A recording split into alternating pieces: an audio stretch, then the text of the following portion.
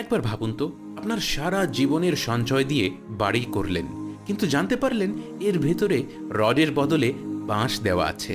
কতটা রিস্কি হবে সেই বাড়িতে থাকা? রাসূলুল্লাহ সাল্লাল্লাহু আলাইহি ওয়াসাল্লাম একবার দুটি কবরের পাশ দিয়ে যাবার সময় বললেন, এই কবরের বাসিন্দারা এখন শাস্তি পাচ্ছে ছোট্ট একটা বিষয়ের জন্য। সাথে সাথেই তিনি আবার বললেন, না, এটা ছোট কোনো বিষয় না। অর্থাৎ যে বিষয়টির কথা বলা হচ্ছে সেটি আপাত দৃষ্টিতে ততটা গুরুত্বপূর্ণ না মনে হলেও আসলে এর গুরুত্ব অনেক।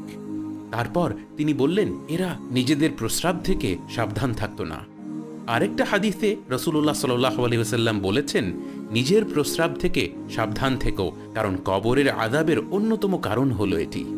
কেন এই বিষয়টিকে এত গুরুত্ব দেওয়া হলো, স্কলাররা তা আলোচনা করেছেন। বাথরুম করার পর নিজেকে ঠিকমতো পরিষ্কার না করা মানে হলো তাহারা বা পরিচ্ছন্নতা সম্পর্কে উদাসীন হওয়া। এই তাহারা হলো ইসলামের অন্যতম মূল স্তম্ভ, নামাজের পূর্ব শর্ত। অর্থাৎ মনে হচ্ছে এটা ছোট একটা বিষয়, কিন্তু এটিকে গুরুত্ব না দেওয়া হলে নামাজকেই হালকাভাবে নেওয়া হয়।